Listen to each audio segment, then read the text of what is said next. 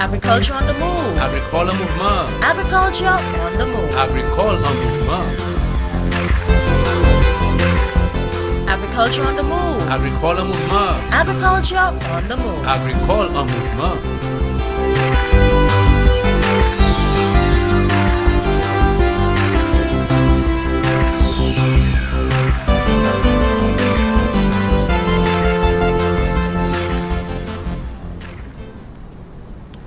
Do you know there is a unit called the Agricultural Engineering Services Division?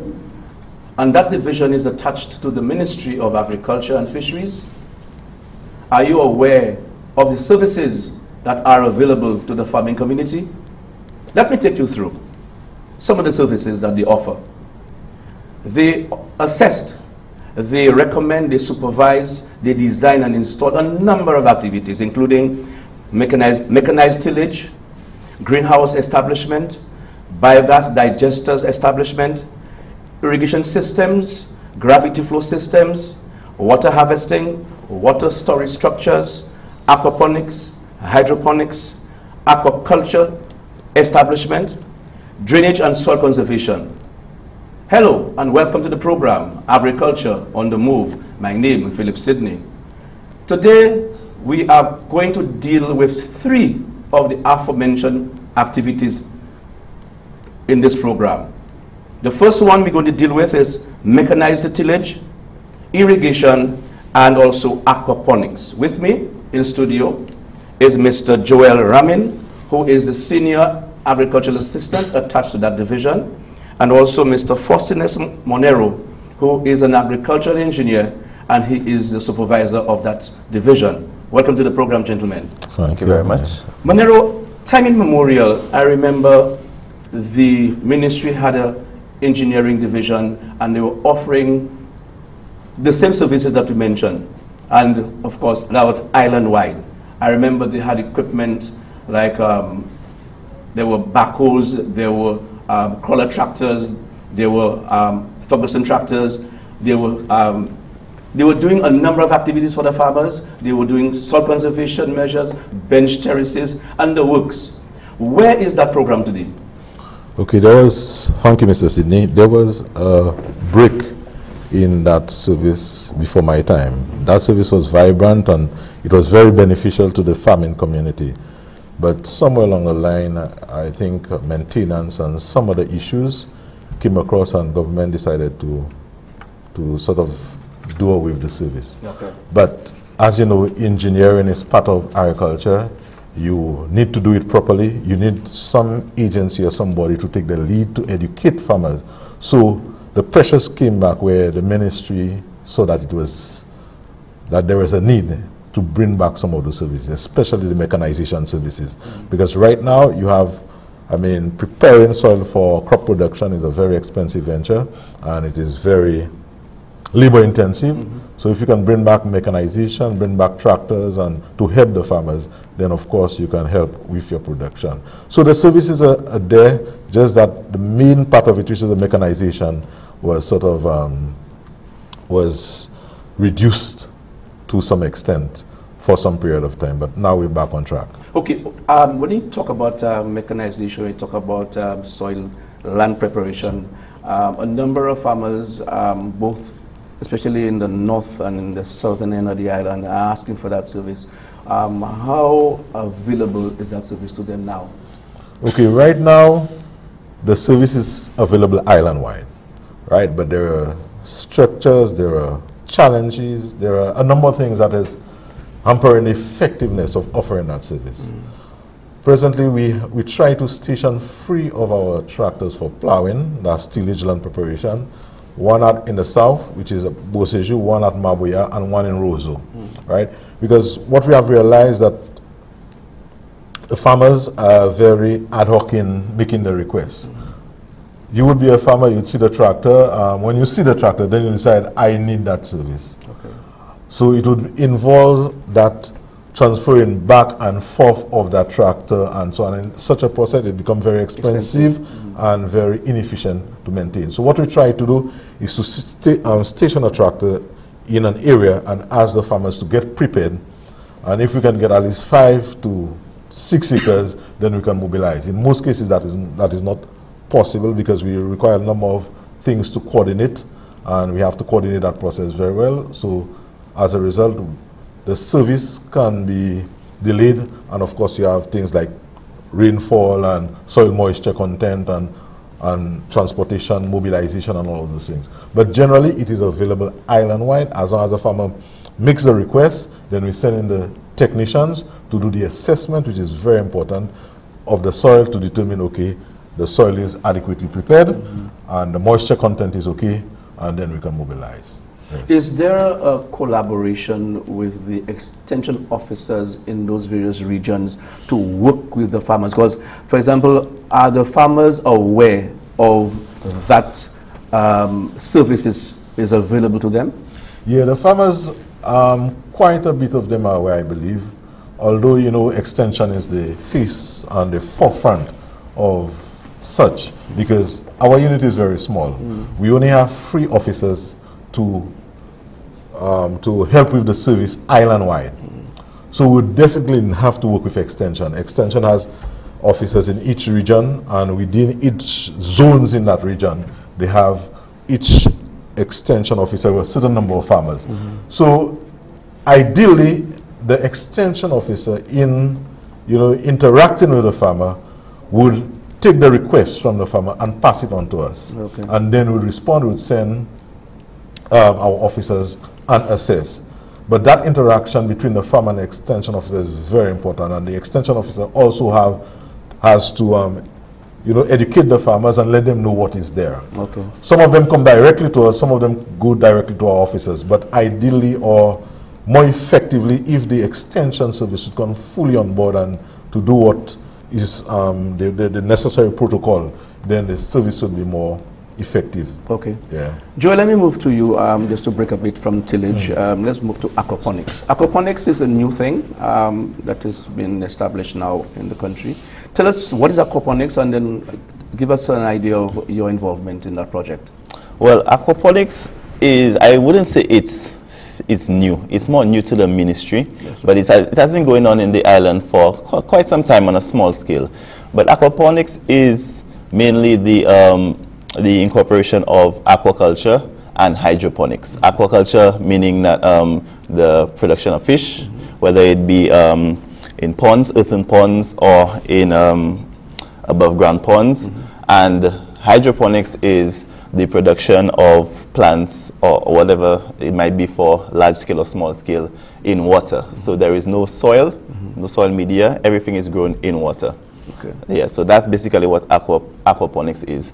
Now, the way in which the fish, the aqua, and the hydroponics incorporate or they marry each other is that the fish produce nutrients which the plants use up. So instead of having to put all the different fertilizers in the water to dissolve so the plants can get them, what you will do is the waste from the fish, right, it will be transformed into nitrates, and that's what will be available, and other nutrients, and that's what will be available for the soil, for the plants to use up in the hydroponics part of the system. Okay. Yeah. Now, as we are today, where is that project in terms of the adaptation of that system from the farmers out there? Are they gravitating in that direction? Oh, well, actually we have a model system at the fisheries complex, which is in Castries, and this model is mainly there to introduce the concept of aquaponics to the general public. So if anyone is interested, they can go to the fisheries and just ask them to just run through the different parts, tell them about aquaponics. So, and we have been getting some positive feedback from some farmers. Actually, a couple of weeks ago, I actually had a field trip with a few farmers, potential farmers for aquaponics, because they saw the last year's World Food Day. There was an aquaponics display, so they saw it and they gravitated to it, and they found that it would probably be beneficial to them. So we organized a field trip. So as long as any farmer or the general public is interested in having maybe a short field trip, we provide these services, go to the different farmers who are actually involved in aquaponics. And currently we have large scale, like 3 aquaponics farmers large scale around the island, Choiseul, Grosile, and some in Vieux-Fort. And small scale, we have numerous amount of small farmers, because aquaponics can be done in like a small setting, exactly, backyard setting. Now that's what we try to encourage some of the smaller farmers to do, or maybe just for backyard gardening for the homeowner. Just have a little aquaponics system, and if you're interested in it, the engineering services division can give you assistance in that. All right. Anyway, we'll do our first break. You're watching Agriculture on the Move. Stay tuned. We'll be back soon. What's in the food you're eating? Do you really even know? All the chemicals and hormones used to accelerate their growth. All the artificial flavoring, sweeteners and colors too. We consume and we don't spare a thought for the damage that they'll do.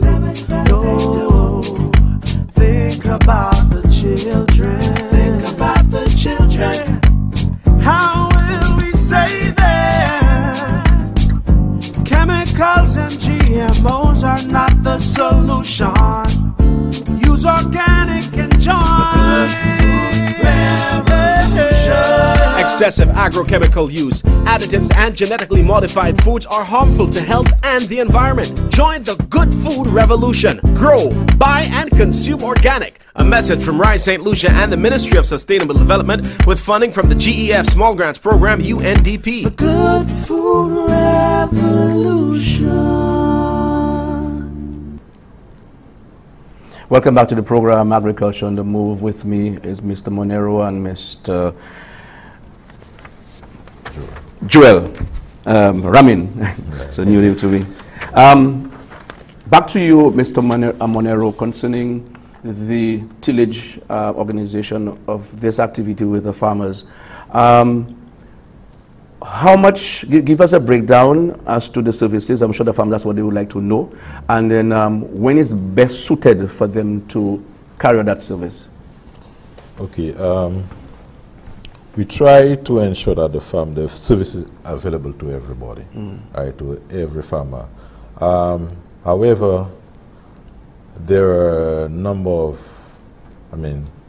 limitations that we have to overcome and try overcoming. One of the major is the mobilization of the equipment. We have the tractors stationed in one location. We can drive the tractors within the region, but the equipment, because of the limited number of equipment that we need, that we have, that we find ourselves having to transport between the tractors. So that is a little challenge for us. Okay. But again, as long as the farmer is willing to obtain the service, what we'll do, like I said, is have an assessment and determine, based upon the number of acreage, we'll determine what is the mobilization cost and also the fuel, the amount of fuel that is needed for such an activity, and we'll try to share it among the farmers. Okay. So it's not something that is for a profit but more or less to try to assist. It's more of an assistance rather than a profit-making thing. So we just want to ensure that there is always fuel for the service to be available. We don't want to be going to the ministry and asking, look, we need fuel for a tractor. So the farmers have to contribute in terms of ensuring that fuel is, the tractor is fueled, and also if there's a mobilization cost. If there's mobilization of the equipment, they also have to contribute to ensure that the mobilization, which is done by a private person, because we do not have the capacity to do it yet. Okay. So basically, it could vary. It again depending on the number of farmers that want the service. If a farmer decides, look, I want it despite what, the equipment is in Vieux-Fort, for example, and he has to pay, say, for example, $800, $900 to transfer that equipment, then he has to pay the cost.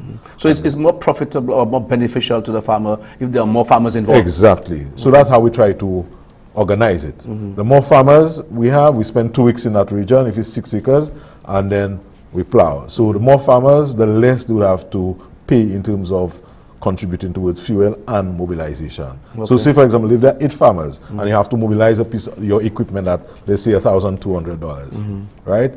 That would more or less work out to be about $150 per farmer, right? And plus they contribute the fuel, maybe $200 per acre, and you're able to work out something for them. Okay. Right. But how is the project going now? Is it going well, smoothly? I mean, amidst all the little challenges you mentioned. Yeah. But apart from that, is it working well? Yeah, I think the farmers are well aware of the service and they're satisfied with the service.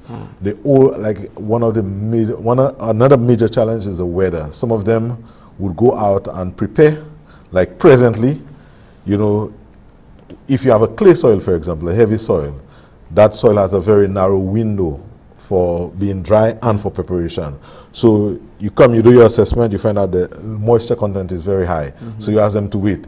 The sun comes for 2 days, but on the third day, it rains again. So the process starts again. So you can find, I mean, we have people with soil from October or November that have not been plowed based on where they are because of the frequent raining and drying, raining and dry, because, you know, of climate change and climate variability. We're supposed to be in a dry season, and right now it is more wet than dry.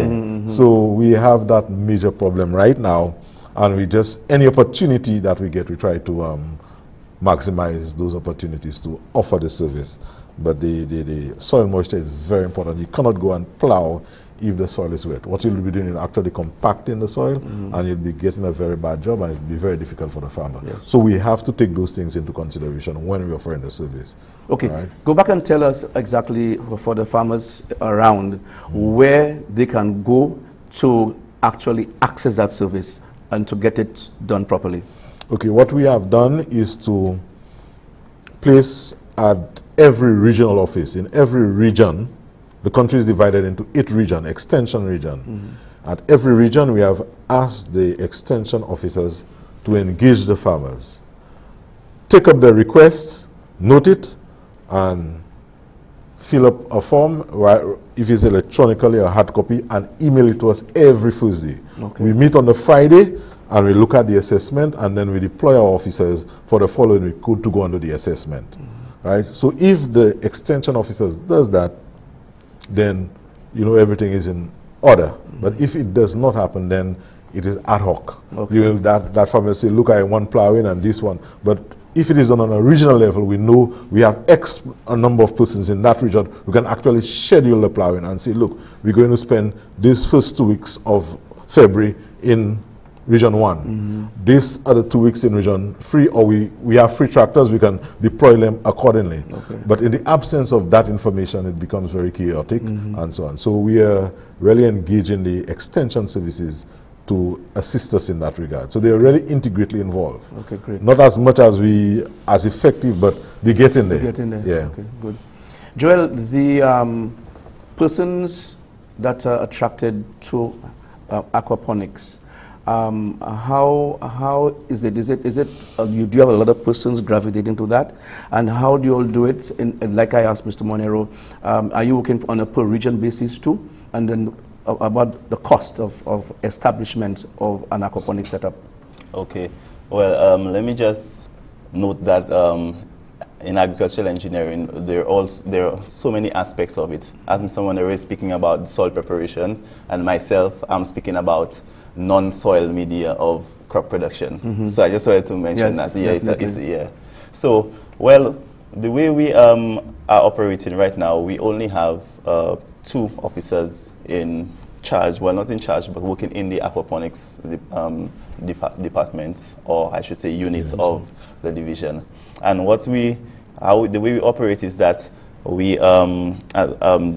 similar to how Mr. Monero said it, we have our numbers set up in the different extension regions, and if any extension officer has a farmer who is interested in aquaponics, what they do is that they give the farmer our number, or they visit the farm themselves, and then they get the assessment and they speak to us, and we go to do a preliminary assessment to see that if the area is okay, or maybe the idea the farmer has about aquaponics, maybe it might be construed in some way. So, you know, we give the gist of the explanation of aquaponics. And what I can say is that aquaponics is definitely moving forward. We are definitely getting more people interested in aquaponics. I should say it's not on a weekly basis, but maybe a fortnightly basis. We get somebody new interested in what's this concept of aquaponics. I'm seeing it on the internet, I'm seeing it on YouTube, and I'm hearing that we have this in St. Lucia, we have services, we have people here that provide the services. So, you know, we do get people that are interested in it, and what we do, we provide the service of giving them probably a bill of quantities or a design. I'll hold that point there. We do for a second break. Okay. You're watching Agriculture News on the move. Stay tuned.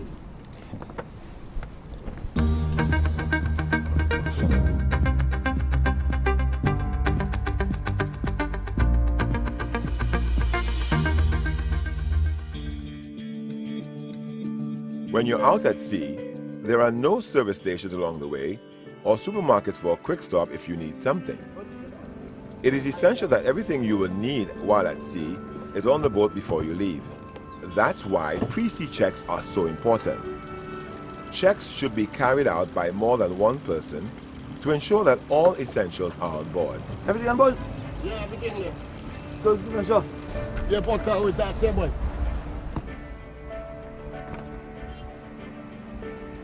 Presea checks should include food stores, extra water and fuel, navigational equipment, safety gear, and communication equipment. Okay, lighthouse, lah. That's what I'm doing. Before heading out to sea, always ensure that all equipment is in working order, you are stocked up on food and also extra fuel. Call the lighthouse to inform them of your voyage plan and inform someone responsible of your departure time and estimated time of arrival back on shore. For more information on obtaining a license to fish, contact the Department of Fisheries at 468-4143. Welcome back. Monero, let's talk about irrigation, which is crucial for agricultural production, because without water, obviously, we have no agriculture, all right? Water is life, okay? So tell us a little about your irrigation systems as you offer that service to the farmer. Yeah, okay. Irrigation is very critical and crucial in crop production, especially as we experience what is called climate change, right? Sometimes it's so ironic that sometimes you'll have so much water, and then in the next couple of months you're in a drought and you have no water at all, and your crop production could be severely affected. So you must, the farming community, the farming system must be able to deal with situations of that nature, especially when you have drought. So you need to establish your irrigation systems, especially for the drought period, because you will have a nice crop, and if it is water stressed, you can end up losing probably 80 to 90% of your crop. So it is very essential that we offer that service to the farmers, although it could be a little expensive, but again, the benefits of the system is tremendous. We normally recommend drip irrigation system for the farmers. One, because it conserves water and it is placed directly where the plant needs it, not all over the plant like in a sprinkler system. All right, so it's more effective, and based on, again, climate change and adaptation, that is, you want to build resilience and you want to ensure that your farmers are not vulnerable. You try to maximize the water. There is something called water use efficiency. In other words, for every cubic meter of water I pump to my farm, I can get X amount of production. For example, in Israel, I mean, you know, is a desert. And those people do measure their yield in terms of land. They measure it in terms of every cubic meter of water.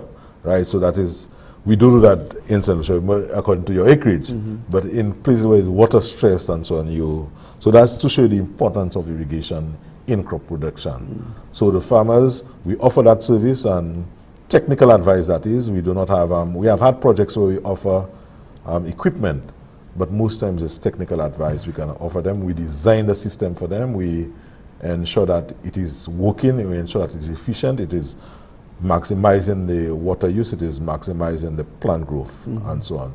So many farmers would go ahead and just set up systems. Some of it, they will probably have just seen what is done, but there is a science in terms of irrigation design, in terms of, and most times it is violated if they do not get that type of assistance from us. So we take the lead on that. We try to educate them. We try to do the right thing. Okay. So But do you have, together in collaboration with the Extension Division, have a period, maybe leading into the dry period, where to sort of emphasize the use of irrigation, so that maybe you'll bring the farmers who are growing, vegetables, where you can have a little session with them to really emphasize the use of irrigation? that is done every year, and that is done. We create that awareness every year. The thing is, when the farmers have a lot of water, they're not too perturbed about irrigation. But in the midst of the dry season, when the crops begin to die, then they'll Monero irrigation, Joel irrigation, and so on. Yes. So, we have that reactive approach rather than proactive. You will tell them, look, we can design a system, we will install it for you. They would wait, and it's when they're in the heart of the dry season, the crops are probably dying, then they'll see. By then, they don't have the money to purchase the system. You'll design it, but they don't have the money to purchase it, so you cannot install it. So, so that's what it is. Are there, the systems that you talk about drip irrigation, but is that system available or readily available to the farmer for purchase? Yes, we have local suppliers of drip lines and fittings all around the island. I could mention a few. We have Weezo, we have Vigil Agro Systems, we have we have quite a few of them, and so on. And we also have some on stocks that's from the projects that we sometimes offer to them. Right, so it's quite available, and if it's not available, we can get it from Jamaica very easily and help them out. Joel, the training for your people, how ongoing is this? Training for our people. Well, in the case of irrigation and irrigation management, we usually have trainings for the different, if we are in a certain area where we know there are, maybe a handful of farmers, and we're installing for one certain farmer, we'll try to incorporate the other farmers, involve them in the training of the installation, how to fix the minor damages to the lines, how to maintain their pumps, how to clean the lines, how to make sure that everything is going good. So we try, when we go out in the field, not just to be the kind of people who just go to fix whatever was being requested to fix. We will try to involve the other farmers, neighboring farmers, to show them, or the farmer itself, to show him, because they say, you can give a man a fish, but it's better to teach him to fish.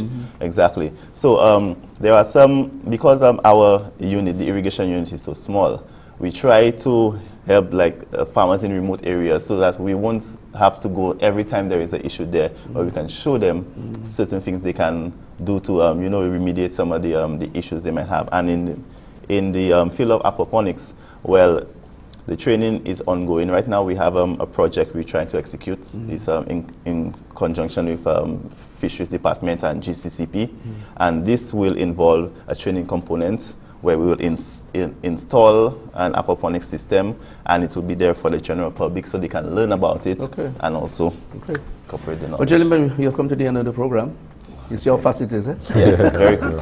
So thank you for being here, Joel, and thank you for Monero for enlightening the public in that regard, and to, of course, allow them to have the opportunity to go to the various regions to seek information, that is required for them to get into the system. So thank you again for being here. Thank you for the invite. You have been watching Agriculture on the Move. I want to thank you, the viewers, for viewing the program. And for those of you who are not aware of the existence of an agricultural engineering services division, there you have it. You can go to the respective regional offices and, of course, offer, to get assistance from there, and then you'll definitely get it, because you need to increase production, and that's why we are doing this program. Remember, agriculture is our business, and eat fresh, St. Lucia's best. I am Phillip Sydney saying, have a good day.